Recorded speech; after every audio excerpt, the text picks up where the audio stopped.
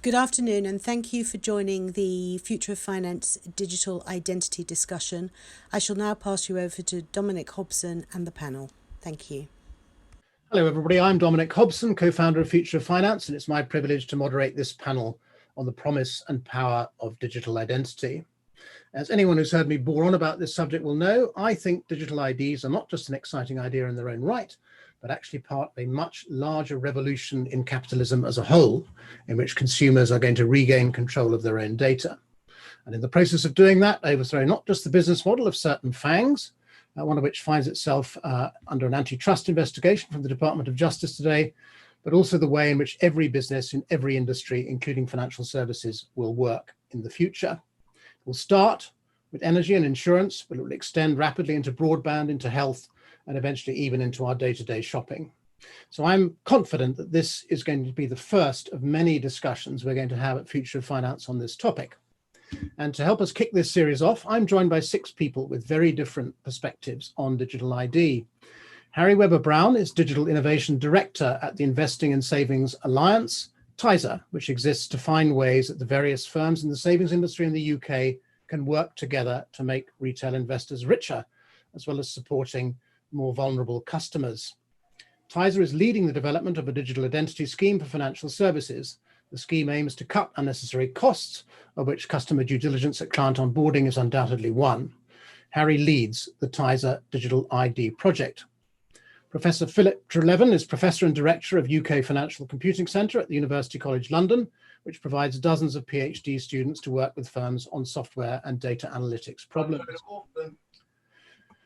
Genevieve Levail is the principal founder and CEO at AgriLedger, which is not only using blockchain technology to revolutionize agricultural supply chains, but digital identity to get farmers and their products. And now we understand teachers access, not just to the financial services they need, but to world markets as well. Seema Kinder-Johnson is co-founder and COO at Nuggets, a B2B2C self-sovereign identity and payments platform that keeps personal and payment information secure and does away with the need for passwords. Using Nuggets, you could pay, log in, and verify your identity without having to store your personal and payment data with anyone on a centralized database. Frank Ricotta is founder and CEO at Burst IQ, which is using a combination of blockchain, AI, machine learning, and big data to tailor health services to individual needs. Frank was formerly an officer in the United States Air Force with responsibility for running highly secure private networks. Alex Tweedale is Regulation and Compliance Associate at IDWorks, a startup which is developing a digital identity product designed to give consumers control over their data. In addition to our panelists, we do also have you, our audience, and all of us encourage everybody watching or listening to submit questions and comments throughout the webinar by using the Q&A or chat functionality at the bottom of the Zoom screen. Rest assured, we will not save these up to the end, but answer them as we go along. I'm going to begin now, because we've got a lot to get through, by asking our panelists, at least some of them, how they are using digital IDs. Genevieve, perhaps I could come to you first. Could you describe the problem that digital ID is solving for the client groups that you deal with? Sure. So we have two, I am actually coming from a digital ID space, having done it for the last 20 years. So that helped me look at, when I was looking at the blockchain solution for agriculture, at a mechanism whereby you could actually identify the individual, demonstrate the fact that they retain their property all the way down the value chain. So really looking at this aspect of escrowing, and that therefore they receive a much more fairer share. And because they also have the ownership, it can be evidenced throughout the value chain that does belong to them. So in the Haiti context, where we have implemented this, we are looking at mechanism also where we can have them be even able to use digital identity, which is offline, through NFC tags, such as those, and then having the data traverse through the system. And what I mean by data is really those keys. But the other project I'm also looking at is not using blockchain. It is really getting back to the core of why individuals need digital identity, is to have access to financial services. without an identity, you're not seen as an individual. You're not able to demonstrate your intake, and half the time that also means that you don't have any kind of tax ID. So we are looking at a project with the DRC, whereby teachers who are registered teachers will now get a digital ID to be able to prove themselves and get paid. And this is a very big issue for the DRC. And I believe you were talking about this was also in the UK, where you don't know if the individual is actually still on the roll, has died, and they know that they have people who have died for the last 15 years who are still getting paid. So by implemented first with the teachers, then they can look at the students, where they've had a lot of strikes, in basically then look at armed forces. And this is really driven for economic reason, but at the end, it also has benefits for the individuals in that they can be counted. Thank you, Genevieve. That's very helpful. Seema, could you tell us a little bit about how digital identity works in the context of the Nuggets business? You're on mute, Seema. Sorry. That's right. Easily done. We do it all the time here. So, yeah, I mean, identity is core to our business. You know, Nuggets is a self-sovereign ID and payment platform, and never has there been a more important time to protect customer data and business data. So actually, it forms a core part of our value proposition when we protect that data. And where we're looking at down the lens of identity is really where users use that identity the most. And that's normally access and control. So we know that passwords aren't fit for purpose. We know that despite the multi-billions that are spent on cybersecurity, we're still seeing the data breaches. So we know access and control is a big thing. And then the other place that Nuggets addresses is around payments. And that's where we think consumers and businesses are most, they're compromised the most when those things. So they're the two things that we're addressing. And on the consumer side, it's more around access and control and fraud. And on the business side, it's being able to, to really mitigate those false positives. Mm-hmm. You've used the term self-sovereign identity as if we should all know exactly what that is. Do you want to give us a quick explanation of what you mean by that? I mean, maybe we should call it user-owned and controlled. Mm-hmm. That's absolutely where it is, because we believe that personal information should be owned and controlled by the individual. We'll look back at this time, Dominic, and think it was bonkers that it wasn't, and that it's totally out of control. So really, self-sovereign, that's what that means. Great. Thank you, Seema. Frank, could you tell us, you're in the health sector, could you tell us how digital identity is helpful in that sphere of endeavor? Well, I think we're seeing really a common theme is letting people own their own stuff, and in this case, health data and their broader identity. So, at the core of what we do, we're a global data exchange network that focuses on allowing individuals and providers to share health data at scale and do it in a regulatory compliant way. And so it allows us to facilitate new research models all the way to new care models, and even really build stronger engagement models for health and wellness and a broader from a broader sense. So, identity and really profiles, and we focus on building not just profiles of people, but places and things, and then allowing the connections and the transactions between them is really important. And we're seeing it more important, particularly with the pandemic, as it bleeds over into adjoining sectors, be it travel, like health and immunity passes, as well as even an extension to some of the KYC solutions. So we see a pretty strong demand for really this enablement of an identity and identity profiles really emerged that takes into account kind of a 360-degree view of an individual and not just a digital ID per se.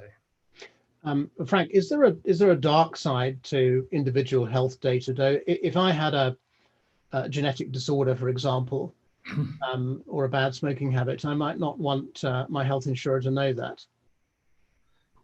Oh, I think there absolutely can be from that perspective, and that's why when we talk about the notion of self-sovereign previously, and really making the individual the primary owner of that information, how it's shared and how it's used, and how it's distributed and accessed is going to be very important.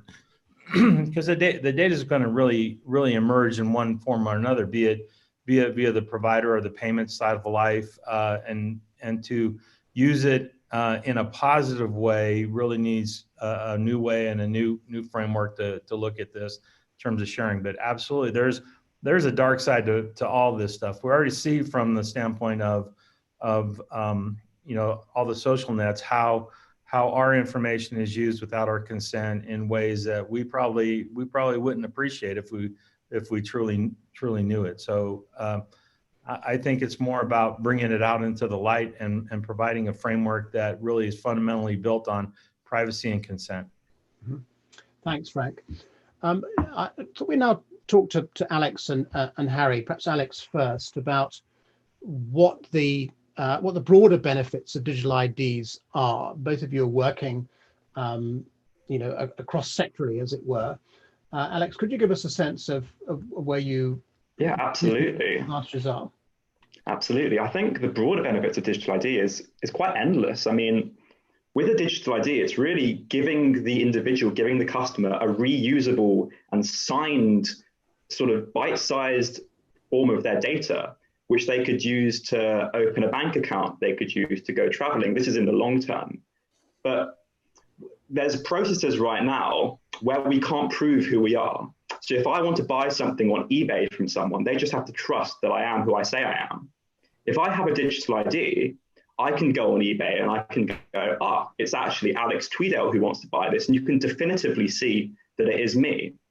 So with digital ID, it broadens it adds a layer of trust to interactions online and offline, which we really don't have at the moment and which we really should.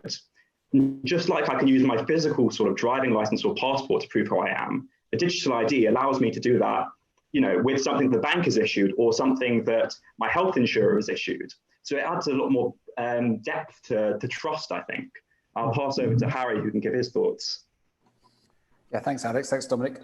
We're in the project that we're running, which is looking very much at developing a digital identity scheme for financial services. We split the user base down to customer, provider, and also the benefits for UK PLC. And broadly around the consumer, so this came through from some consumer testing we took people through, because you have to explain to people what a digital identity is.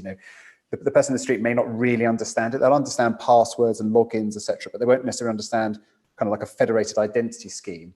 And so we took them through a range of different scenarios of how they might use an identity. And before they started, they say the key facet of it was security. It has to be secure. And I think that goes back to Alex's point. It's much more secure than relying purely on face-to-face interactions and ID verification.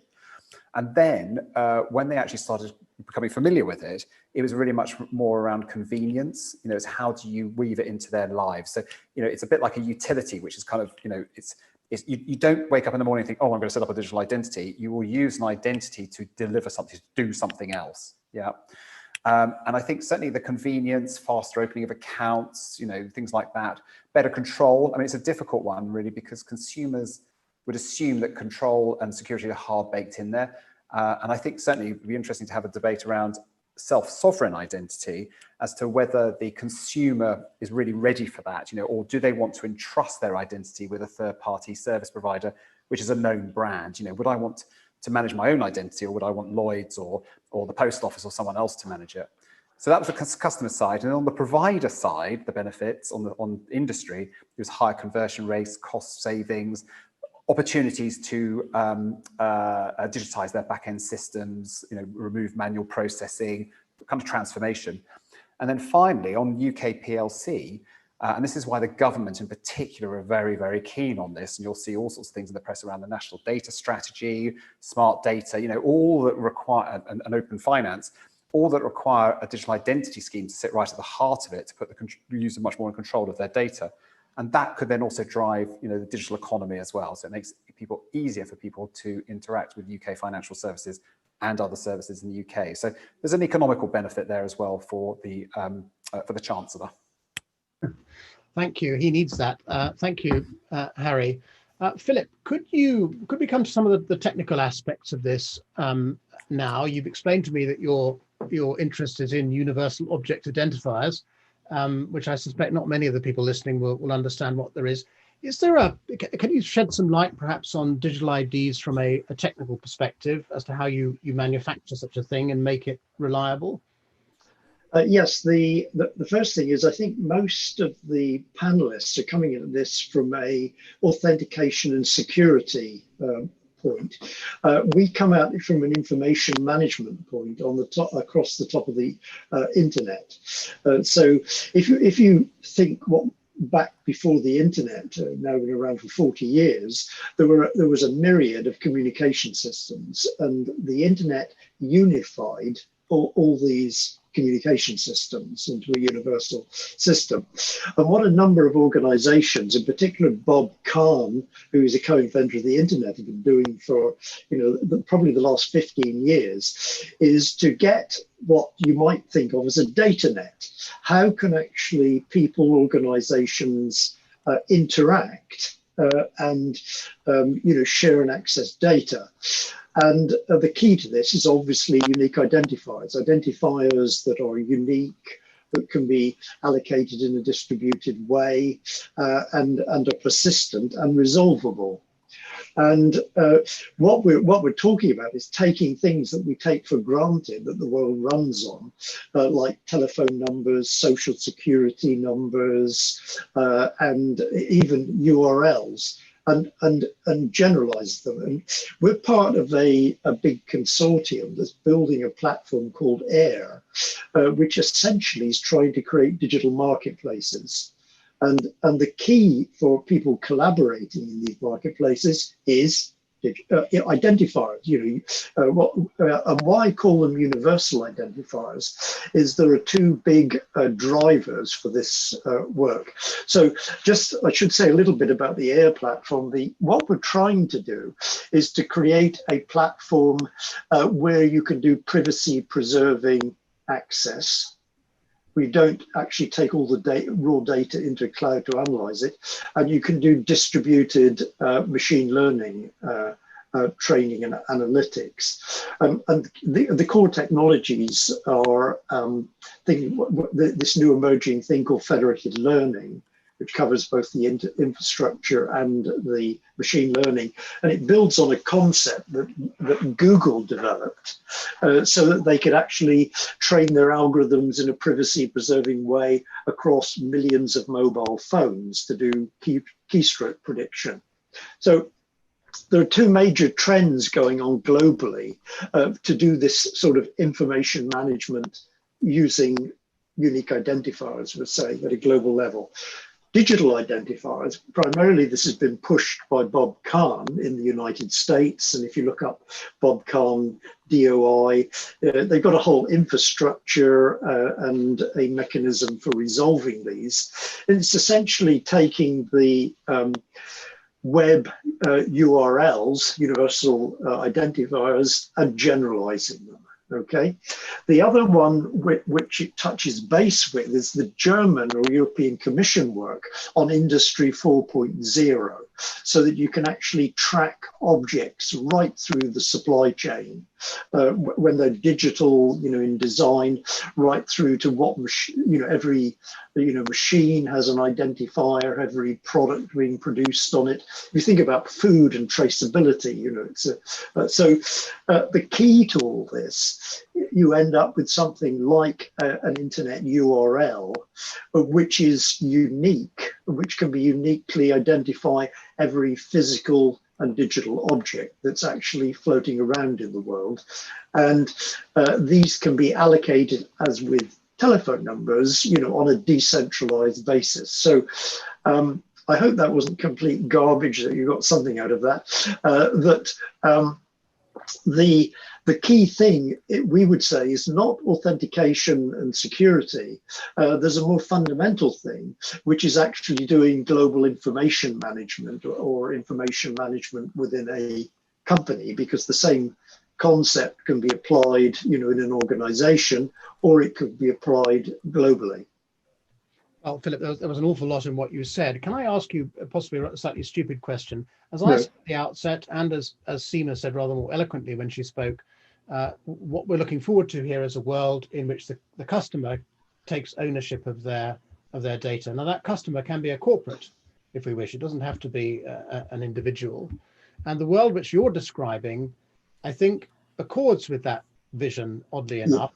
Once you can actually access all the information which is relevant to me as an individual, to my life, my health, my insurance, my spending, my lifestyle, not just the things I need to open a bank account, but my entire life. And then I start to use that data in purchasing goods and services from retailers, from broadband suppliers, from energy companies, from health insurers, and so on. All of that becomes a lot easier if you can actually access data from multiple places around the internet and bring it together in a fashion which is coherent. And I think you're describing the technical background to a world that is like that. Am I right? Yes. Am I wrong? No, absolutely. There are two classic cases in the extreme. The one is where you've got lots of devices embedded in buildings and cars and things and such like, and they need to communicate, but they need to preserve privacy. Mm-hmm. So, an example, if you've got a load of drones flying around, they have to communicate to collectively manage their space. They can't just operate on a paranoid basis of keeping distance. At the other end of the extreme, you've got major corporations. If you take Tesco club card data, Bupa healthcare data, and organizations like that, they need to collaborate, to design new drugs, to design healthy foods, etc. But they cannot and will not hand over their raw data. And therefore, what you need to do is traditionally, for something like machine learning, you take all the data into the cloud, all the raw data, then you process it with one machine learning algorithm, and then away you go. That's unacceptable, to society and such like.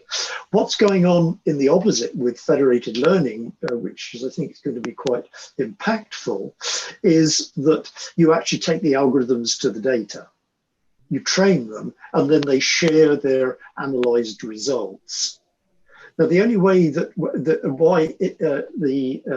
identifiers are so important is that it's sort of the elephant in the room, that it allows you to actually identify all the participants in these collaborations. So although we talk about machine learning and privacy preserving technology, it's actually the taking, the barcodes, the URLs, the telephone numbers and all the others, and actually having a system where you can actually get them, like the internet did, and that's why we call it sort of data net, to get across the idea.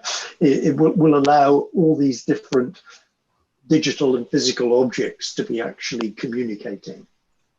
So Dominic, can I put a twist to Philip, because Philip, this is where I think also it does need to then look at distributed ledger data in ways, because what I'm concerned with is if we have centralized databases which are then basically feeding that federated learning, how do I know that the data is always going to be available? So I think that for me, I see federated data, federated learning going hand in hand with distributed ledger technology or blockchain, and being able to then have that, X509, so digital signatures, which are going in to bring in that information. The other thing is that I used to work with Identrust. So one of the things I believe was very much a key is as an individual, I work in an organization, I need to have that identity piece of me. So really one of the challenge I have still with a lot of the stuff I see is that it doesn't allow you to have attributes. So we talk about self-sovereign identity or self-control identity, but some of my data is not really in my control. So it's about really being able to have that data, take it from a trusted framework to then pass it to the next individual. And I think that's still the holy grail.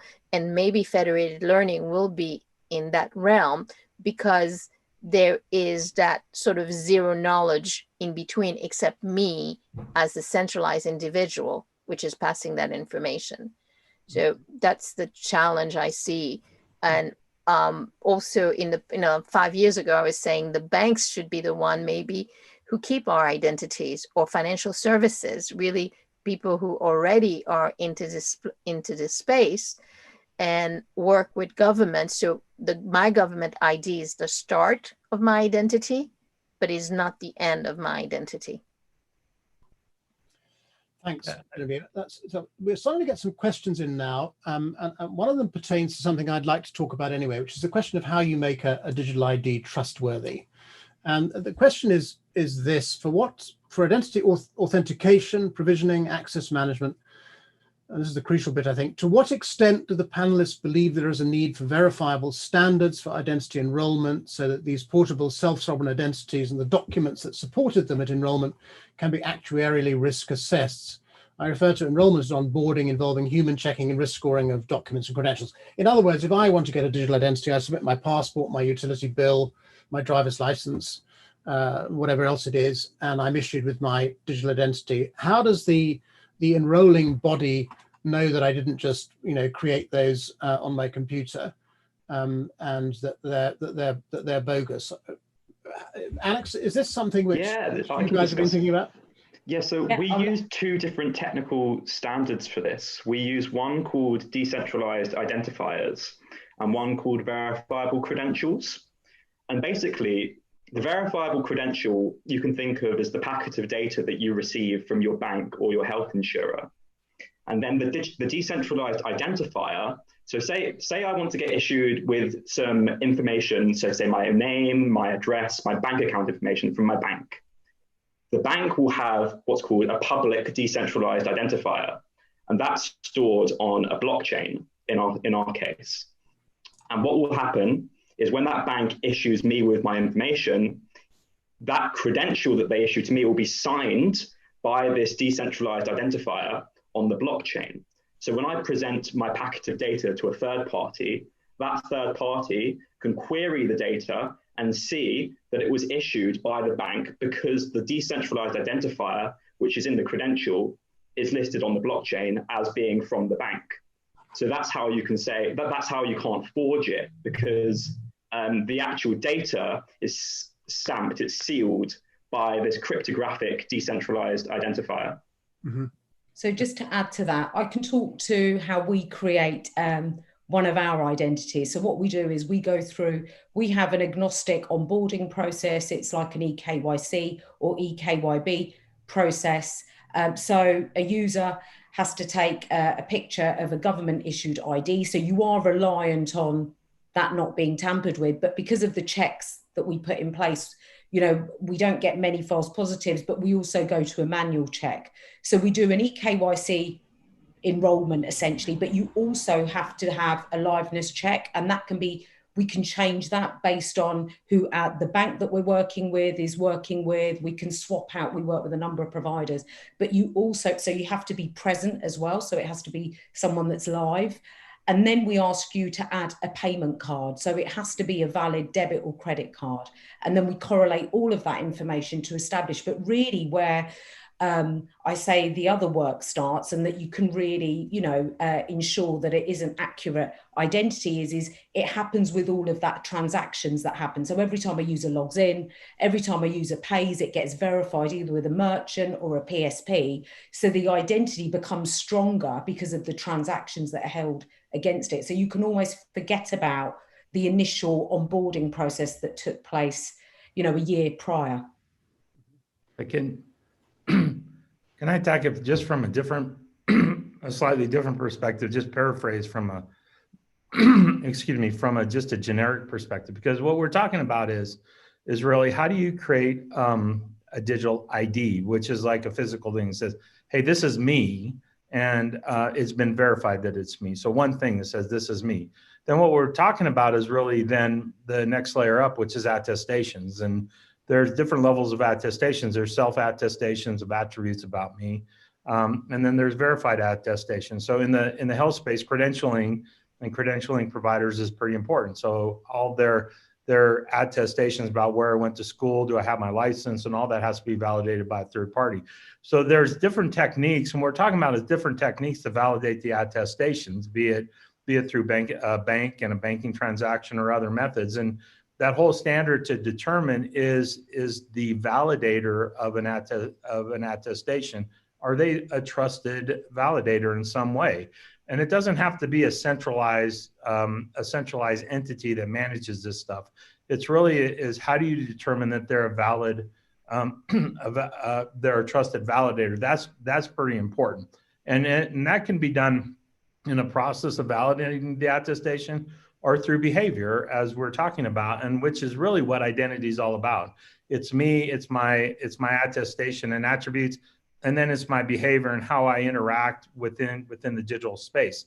And sometimes I want to be anonymous, and sometimes I'm going to have to expose a whole lot about myself.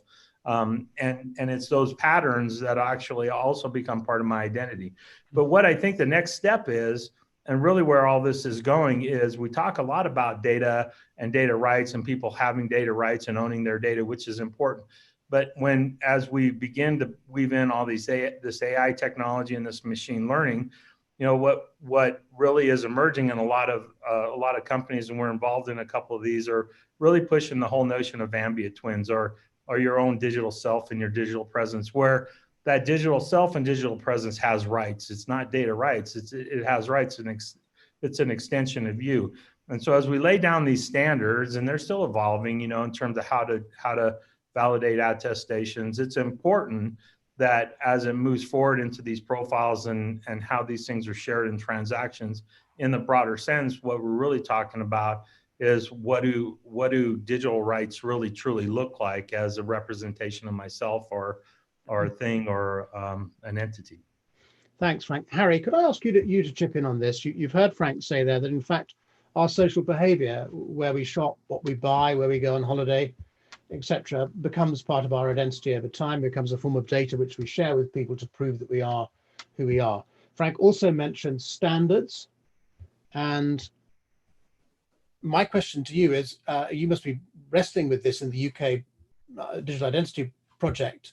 Are there standards there? I don't mean just the standards Frank was talking about, which are much further down the road, if you like, but just actually trying to standardize what are the ingredients on a UK scale of a digital identity, and what sort of framework of assurance do you need that this is 99% likely to be the person who they say they are? What is the answer? Where have you got to in your project with this?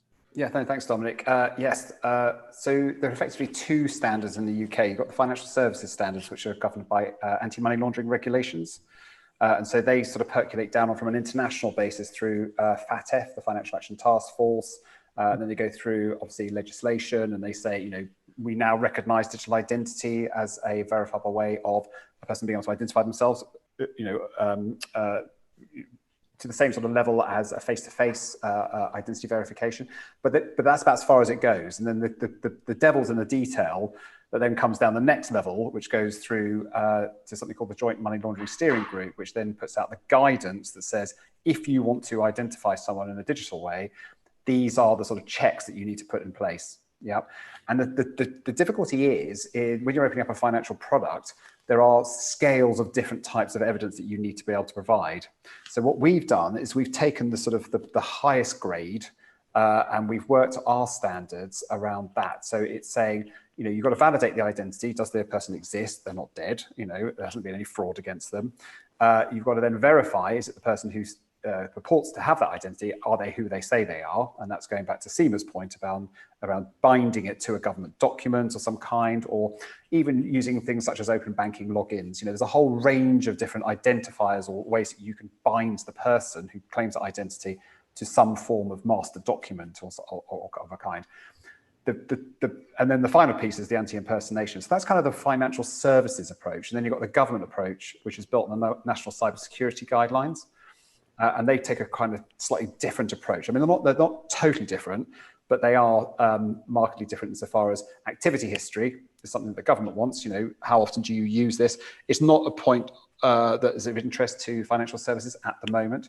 And the real trick is to make sure you make them interoperable. So if I'm a UK consumer and I want to set up a digital identity to access financial services, I also want to be able to use it for government, health, travel, all sorts of different sort of activities. I don't want to have an identity for each single type of activity across sectors. Mm-hmm. And then you've got the international scale, which is looking at in Europe, EIDAS, the framework for identifying digital identities across European member states. And despite the fact we have left the EU, we are still a notified scheme under the gov.uk Verify. So in theory, if gov.uk Verify, the government scheme, could identify someone having a financial service account, which is of a similar nature to theirs, you could use that identity across borders. And similarly, going back to the states at the moment, there's a big piece of work going on in government, and this is where government plays it quite well because they've got the bandwidth to do it, is to look at how do they make the standards between the government standards, GPG 45, interoperate with NIST. So the trick is, and this is where the devil's in the detail, because you've got to go through all of the policies, literally line for line, to try and sort of match them to make sure that trust is hardwired into it. The final thing I was going to say about it, and just to throw, which is something which could be a long debate, is the liability. Where does the liability operate? If something goes wrong, if government issued a passport and we'd relied on that passport, and actually that was a false passport, whatever, who carries the buck for all that fraudulent activity? Is it the financial service provider? Is it the government? Is it the consumer? And that's one of the big pieces of work that we've been very much focusing on with legal representation, government, etc., to work out how the lines of liability flow with regards to the behaviour or the fraudulent activity that may have been undertaken. So it's not easy, it's very complicated, but it certainly keeps us all in gainful employment. Can I come in, Dominic? We're talking about a single unique identifier. But if you think about how we operate at the moment, you have an individual, for example, you have a unique identifier for your bank account, your passport, your telephone, and things like this. And they're all issued by trusted third parties or by some sovereign fund. And what they're doing is they're resolvable. Okay, so the point that I'm making is you don't need necessarily a passport strength identifier for my phone. I get nuisance calls, I get calls from friends. Okay, so the difference here is the unique identifier and how you resolve it, and which authority needs to operate at different levels, like Alex and Seema, to actually allocate them for particular areas. Some will be very strong, and some, like where I live, anybody can find that out, with using Google. Mm-hmm. So this is Geneviève. One of the things I would suggest is also going to be a challenge. We're talking right now about financial, but there isn't with the pandemic, one of the things that we were seeing more and more is this use of digital passporting. Digital passporting is not actually new, because for the last 3 years, that's how I get back into the US. My passport stays in my pocket, I hand in my phone, and I get into the country.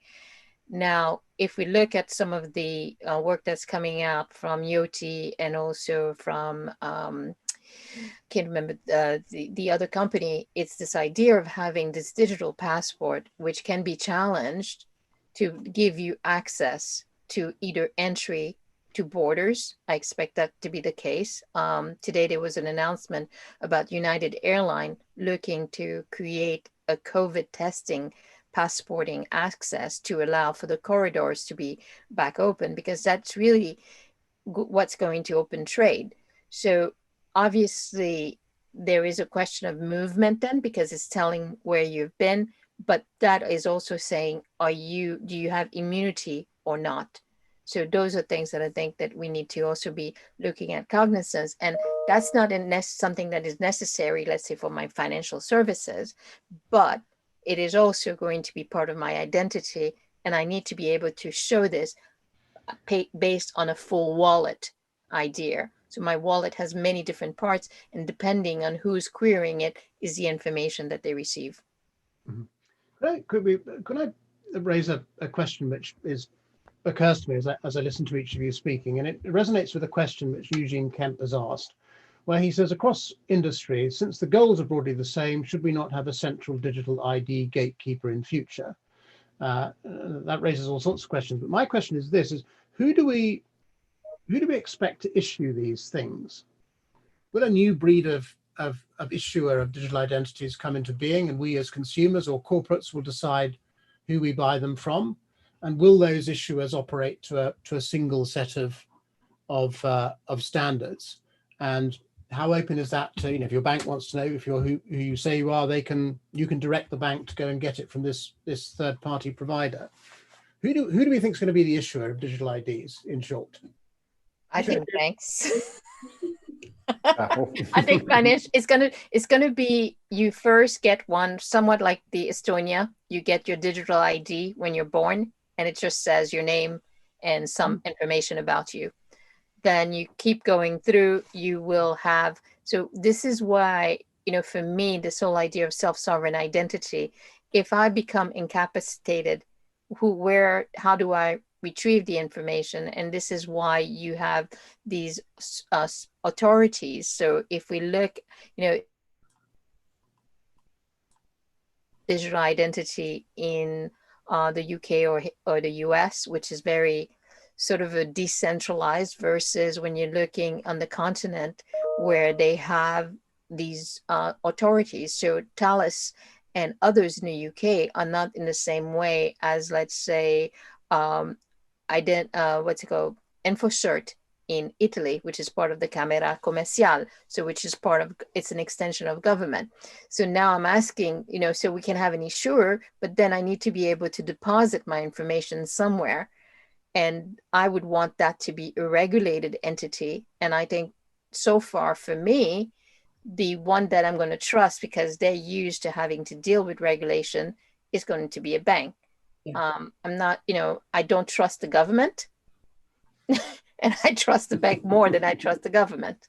Okay, well, I want Seema to come in on this, but I'd like her also to deal with this question from a member of the audience here, which is, he says, I'd argue the only reason commerce is taking this level of interest in identity, to your point, Genevieve, about trusting the bank but not the government, the only reason commerce, in this case banks, are taking this level of interest is not because there are commercial benefits for the business or consumers, because the state is imposing new surveillance requirements on all businesses. Now, that may be inadvertent, it may be deliberate, but I think there is a reasonable degree of concern that whoever's doing this work, whoever's gathering this data and issuing the digital IDs, is in a very powerful position. Seema, should we be worried by that? I think the thing is, just to follow on from Genevieve's point, I think from our perspective, obviously we're a B2B business, so I think it will be right now, because the banks are the trusted entity. I think it's probably going to be pushed out via the bank. But I think that they have, all of these financial organizations lose so much money on fraud, identity fraud, payment fraud, false positives. It really does hit the bottom line. And I think actually that's where it's being driven from. And I think the added benefit is that they, it's a huge market, right? Anyone that owns this, and I think there'll be lots of players within this market. I don't think that's answered your question around the surveillance piece. Mm-hmm.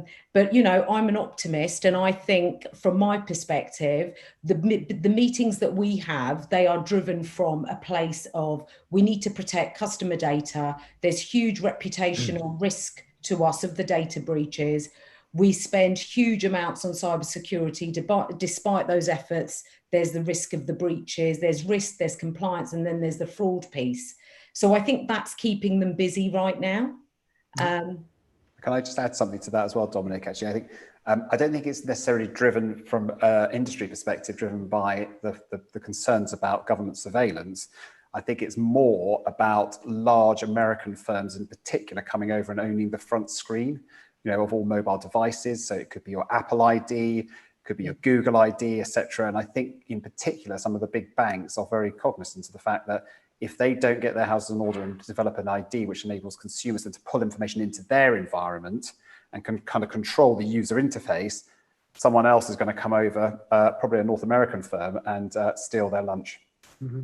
Alex, do you want to chip in on this, who the issuer should be, before I come back to Seema on one of the points she raised? Yeah, it's a really interesting point, and I think it all comes down to sort of levels of assurance and what use case you're looking at. If you have an ID issued by a government or a bank, it's obviously going to have a very high level of assurance. But if I had an ID issued by my local supermarket, which just said I was over 18, I might be able to use that to do a couple of things, but I wouldn't be able to use that to board a plane. So I think with every digital ID scheme, there needs to be a governance framework alongside it, which says, these are the levels of assurance that you need to do X, Y, and Z. And I think that's really important. That's maybe something that we haven't seen yet, especially in the UK. I mean, we've got GPG 45, which is a good basis, but I think as Harry was talking, we need to map sort of all of these standards across all of these technologies, and we need to bridge all of, so ID Works, for example, we're looking at decentralized technology and self-sovereign identity. And, I want to hold the data on my phone. But if, the bank is using a centralized model, there needs to be a way there needs to be a translation or a mapping of the way that I can use my digital ID and my mum can use her digital ID in a centralized way. So to come back to the question, I think there can be multiple issuers, but I think to start with, it's going to probably be the larger players like the banks and maybe government. So Tesco might issue me with a digital ID that proves I'm 18, which will be handy when I go to the pub and I look younger than 18, right? That's absolutely. It wouldn't be useful for anything else. Before you speak, Geneva, I'd like to ask Seema something, just to move the conversation on a bit. Seema, you mentioned that all of these financial services institutions are spending a fortune on their own KYC, AML, CFT, sanction screening checks. They're getting a lot of false positives. I looked at some figures for the US and European banking industries. They're spending on this stuff a year. It's like $120 billion a year. So it's real money. So answer me this: why are they not all signed up to this webinar and incredibly enthusiastic about digital IDs? Because the savings are there. They could cut I don't know what 75% of 115 billion is, but it's a lot of money. 80 billion maybe. Yeah. Why are they not more enthusiastic? No. And I think that's a brilliant question. I think the timing has to be right, and it's all about timing. When we set up Nuggets 4 years ago, I would say we were too early, and we didn't have all of those things that aligned all at the same time. So although the spending on ID verification was escalating, and that was technology costs, that was people costs, the data breaches were happening, we didn't have the regulation in place that we now have here with GDPR and CCPA in the States, but also customer sentiment hadn't shifted enough. And I think all of those things, it's almost like a perfect storm right now on the digital ID side. So I think the timing's now right. I don't know if we were a bit too early before. Yeah, if I can chip in there, I definitely agree with you, Seema. And I think one of the things that you can look to now is actually NHS track and trace. And everyone's now, to get into any venue, is having to scan this QR code. And that's becoming a social norm. And that's only a very short distance away from scanning a QR code to prove your digital identity. So I think you're right, 4 years ago, probably the right time, but especially need for digital identity. And I think especially in the next 2 years, 2 to 3 years, you're going to really see it kick off. Sorry, I was going to say.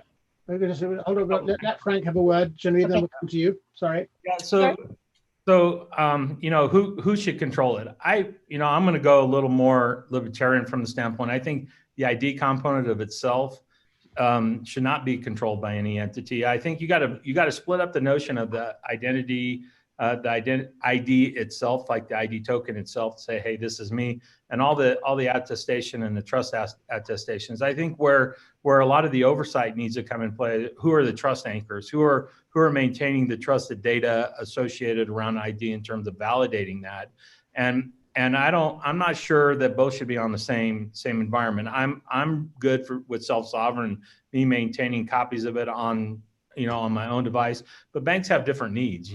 There's different rules. Show me a utility bill and a passport and a couple other things I can get an account on a background check versus on the health side in terms of liberating that data from a lot of these embedded systems.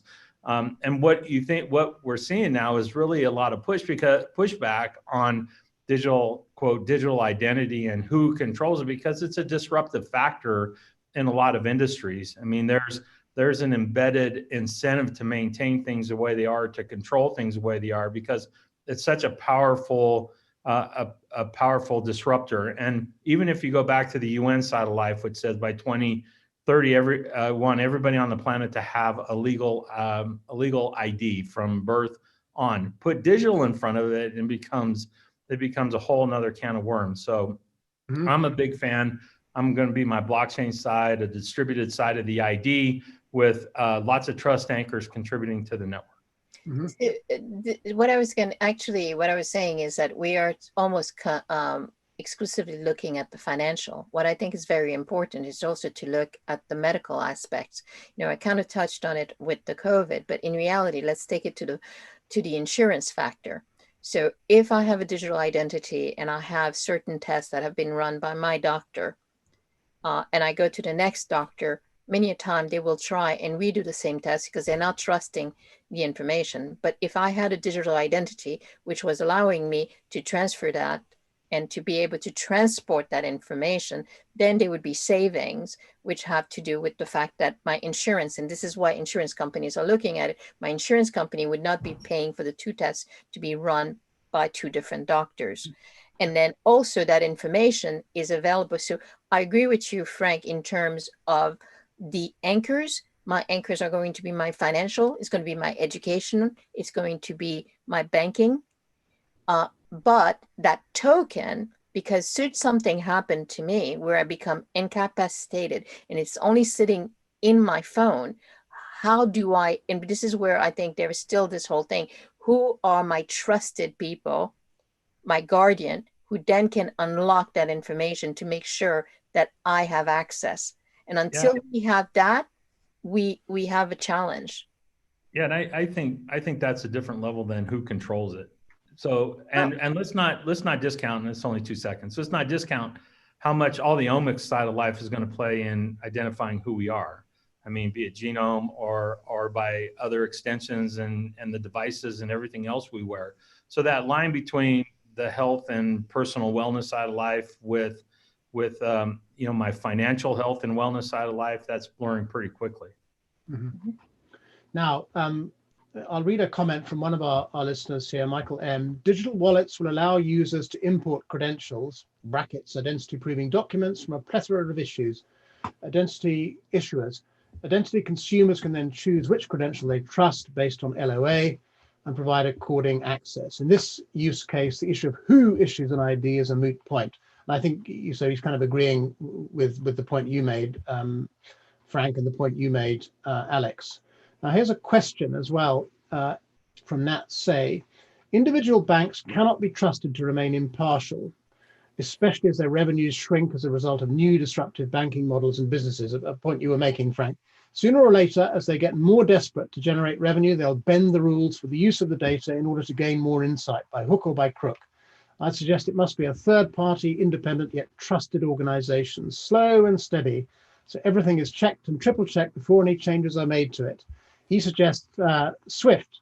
Now, SWIFT, of course, have gone down the path of having a centralized data sharing utility called the SWIFT registry, where all the correspondent banks pool the KYC checks they've run on clients, and they can all draw on that, creating huge issues of reliability and liability of the type which we've been discussing here. In fact, one of the things that really amazes me in this discussion is why utilities remain alive. I mean, I did a panel discussion at the Cybos conference a couple of weeks ago, in which a number of the people on that panel said they thought utilities were still the way forward here, which did, I have to say, surprise me. So anyway, any thoughts from any of you about who that independent yet trusted organization might be? Dominic, I've got a thought on this. Rather than having an independent organization, it could actually be more like a trust framework, which is an open trust framework, which enables then firms to represent, the identity on behalf of their consumers, or back to Seema and Alex's models, actually it's the consumer who has control of their identity and it sits on a blockchain and they can provision the identity credentials. But the critical thing is the trust that is embedded in the trust framework. So you need a number of, all players within that scheme to sign up to the same terms and conditions, which includes the liability framework, the fraud framework, security, credentialing, et cetera, et cetera.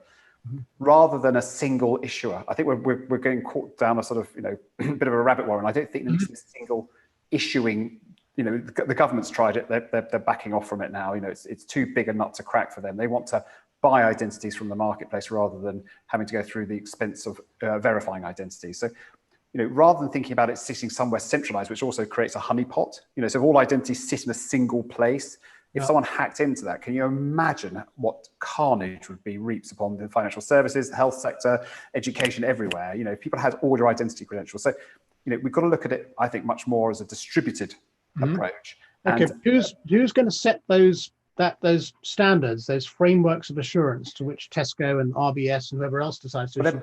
they're being developed. They're being developed at the moment. I mean, by who? Well, we're developing the one for the financial services. The government is issuing one for its trust framework for government services. So you've already got two sectors covered there, and there is work underfoot, which is OIX, Open Identity Exchange, looking at for other sectors, things like, I think it's for health and for travel. But the idea, arguably, and this is where the government's trying to position itself, is there should be a single sort of trust framework, which then can apply to vertical sectors, even if there are nuances in the sectors. So, we follow anti-money laundering, the government follows, national cybersecurity standards, but as long as they can all join together, so from a customer experience perspective, you can have a single identity and very clear lines of trust. And, if you want to have your identity removed, how do you deal with that? So that's where I think where the crux of it is government can help to identify the overarching scheme, and then other sectors can then sort of take the componentry of that and use it as they need to. Okay, there's a game of infinite regress here, because Nat says agreed and understood, but I'd want an organisation that I trust to have vetted the framework. Yeah. Okay, so you still need a certification agency somewhere which says that's a scheme that you can follow because it meets this level of service. Very quickly, Harry, internationally, we've talked about these things being usable across borders, being interoperable. Where's ISO in this? Can we look forward to issuers operating to an international standard or not? Well, they issued guidance, but it wasn't obviously standards. They issued guidance about 2 years ago, and I'm not sure where that went to. And that was looking at, these are the sorts of things that you need to put in place if you're going to develop an identity scheme. And similarly, that flew out of FATF as well for financial services on an international basis. But I think, look at what's existing with the EIDAS in particular and how we can plug into that, and also working, across into the States, with NIST. So how do we make sure those schemes all interact? And I think that would be the nature of it rather than necessarily relying on ISO. There's also work on a European level going into this. IDWorks was working closely with a new framework called the European Self-Sovereign Identity Framework. And they're basically trying to build this trust framework and also technical framework to allow digital identities or reusable digital identities controlled by the user across European member states. So that's so there's stuff going on in the UK, there's stuff going on in the States. And yeah, we've been involved with stuff going on at EU level as well. What about the W3C stuff? What do you think of that? Because there's a lot of work going on there. And I know that in terms of the COVID, everybody went directly into the W3C standards. So I'm suggesting that that's going to have an impact. But I would also question to be able to have a real global standard, who's driving that? Because we do need to have our Asia partners also at the table. The World Economic Forum is doing quite a bit of work on this at the moment, which might be worth hooking into. I don't think it's got to a standards level. It's a slightly sort of higher level at the moment. I think the difficulty is, certainly from a financial services side, is that the regulation which underpins the standards are different across different boundaries, different territories. So it's quite difficult to apply a single standard that could be used uniformly across all countries. Well, one of the questions we've been asked here is whether India, China, Singapore are doing this better than the Europeans, and that's related to a question another member of the audience has brought up about Asian countries have a different political culture to that of Europe, and maybe are more comfortable with authoritarian state having surveillance and understanding the identities and social behavior of their citizens. It's a kind of libertarian question again. should we be worried about this? Anyway, what about the narrow question? Are Asian countries further ahead on digital identity than we are in Europe or in North America? Can I respond to that? Because you've touched on, I think, an interesting point. That most Asian countries, and this is typified by the Chinese social credit system, which would be abhorrent in any Western country, expect the government to have, what I might call surveillance data on all its citizens to, create peace and harmony and economic well-being. So there's a complete divergence in many ways between what's going on, not just in China, but in Singapore, Korea, Vietnam, etc. And therefore, the whole concept of giving every citizen, the government giving every citizen a unique identifier is something that actually plugs into the culture. And so, yes, I think, for example, in AI, China's probably 5 to 8 years ahead of the West, and in this respect. The other thing I was going to say, that a lot of the problems, not to do with security, but just being able to identify things, will be exacerbated with the rise of AI algorithms. And the general view in amongst the judiciary is that AI algorithms will probably become artificial persons, in the next few years. And so it won't be just giving a secure ID to a person, whereas I would be saying also giving it to a machine, but also giving it some bloody algorithm that can you trust that it to make a decision or give you advice as well. So, we're going to have psychotic AI algorithms around soon. Isn't that EIDAS also? Because EIDAS, we always think EIDAS is about identity of an individual.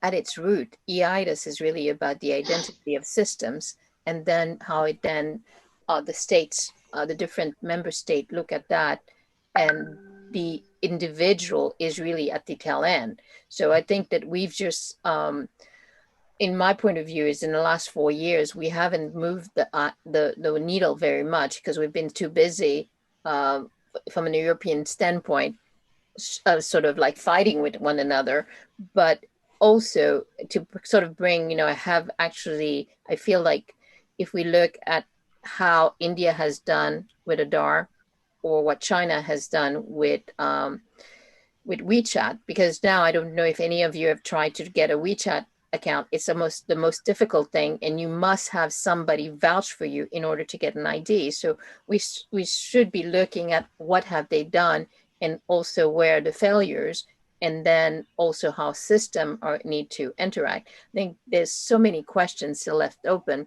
and we're still, again, starting it from the financial standpoint rather than actually looking at the individual, to me.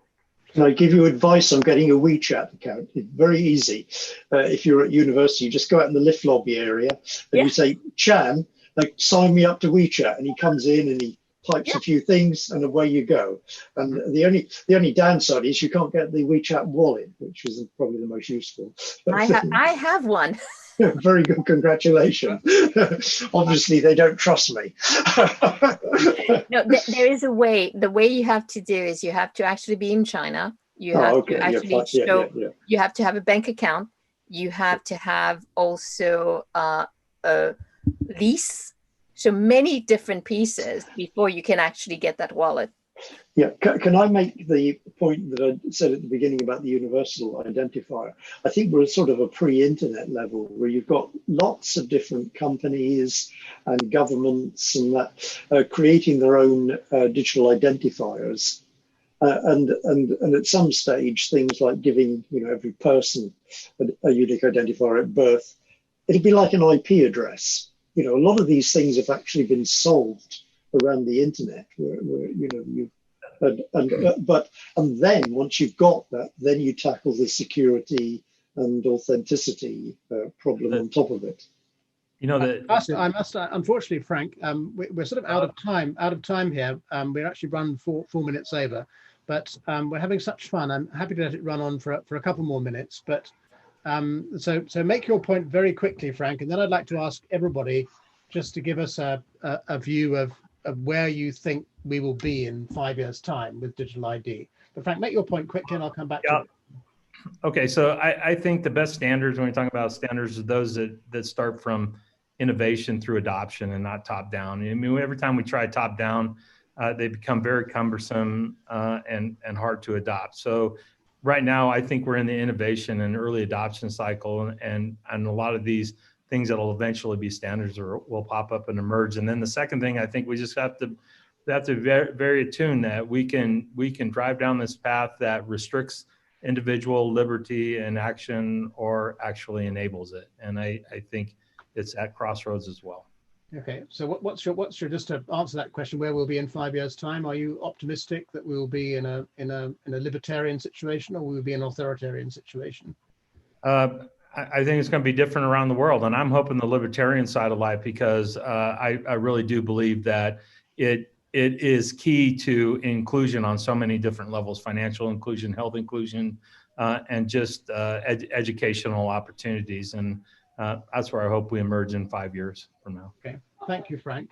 Alex, where will we be in 5 years' time? Will you be a digital ID billionaire, and we'll all be asking you to fund our startups? Where will we be? We will see. I am also on the libertarian side. I think, given the work that we've seen with the European self-sovereign identity framework, also the new NHS trial, they're using decentralized identity for staff passport, which is an interesting use case. I don't have time to go into detail on that, but yeah, I think we will all have digital wallets on our phones in 5 years' time. We will be going to venues and scanning QR codes to sort of sign in with our digital identity. I think online we will be buying things, transacting, doing e-commerce using our digital identities. And I think we will possibly be opening bank accounts with our digital identities and traveling with our digital identities. I'm very optimistic in the next 5 years.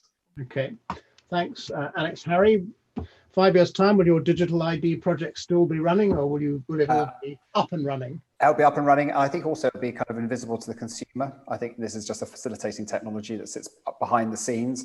So I'm hoping the next generations down look back at us and thinking, well, it's a bit like mobile phones. You know, what was it like before you had a digital identity? You know, how could you possibly have 5,000 logins and passwords littered across the internet? So I'm hoping that, you know, everybody will have that, like such. I don't think everybody will have. I think there'll be a maturity, and I think going back to Frank's point, you know, there will be the early adopters who pick it up very quickly, and it'll take time for it to meet mass universal take-up, you know, on a more rational level. Philip. Yeah, I'd like to endorse what Frank said. When you try and do something universal, it's usually a recipe for disaster. My view is that people, algorithms, documents, machines, they'll all have something similar to an IP address. And if you see the way that, you know, the internet address is actually, you know, started off with servers, and now anything with a modicum of intelligence has it. Okay, we're not going to run out of numbers and letters anytime soon, I guess. So that's fine. Genevieve, where are we going to be in 5 years' time? I think that right now this is why I keep saying we're still looking at it more from the financial aspect. I think that everyone, we will get to where the UN wants it to, where everyone will be recognized with some sort of identity, which can then become digital. The challenge that we have is the infrastructure outside. So in the emerging economy, still does not allow you to have data on at will or electricity. So unless we can resolve those issues in the next 5 years, we will have some sort of identity mechanism for everyone, but it may not always be digital. But I think that components of our identity will be found, even if you're analog, will be found in digital format in different places. And so I think that we then as such need to make sure that we enact the right policies and laws to protect information. Where I'm concerned is that there are a lot of people looking at the space who look at it from the problem that they as individual have, and not really ubiquitously and how others will have to traverse this segment. Real obstacles like lack of electricity. Seema, a last word from you, hopefully an optimistic one. Yeah, I think this is going to be the first of many discussions about this. like I mentioned before, I think it's a real perfect storm right now. And I think in 5 years from now, it will be beyond the device. It will be beyond the mobile. You know, we are our identity. So I think this whole storing on device is not really a thing. And I think we will carry our identity with us and our documents with us. And wherever we need to share that, we can without leaving it behind. But I think the time's right now. Mm-hmm. Thank you, Seema. And thank you to our audience too. We really have run over for 10 minutes now, so we're actually going to stop. I'd like to thank our panelists, Harry Webber-Brown of Tizer, Philip Trelevan of UCL, Genevieve from AgriLedger, Seema Kinder-Johnson from Nuggets, Frank Ricotta from Burst IQ, Alex Tweedale from ID Works. And again, thanks to the audience as well. Lots of questions, lots of comments. Our next webinar is a week today. It's on the current and future state of wealth management. And we look forward to as many of you as possible joining us then. But do stay tuned on digital identity. I think this one's going to run and run. And thank you and goodbye from the 7 of us. Thank you. Bye-bye. Thank you, Dominic, and thank you to our panel. If you would like to see the summary of this discussion, please visit our website on www.futureoffinance.biz. And indeed, if you would like to see the video again, that is also on our website. Many thanks.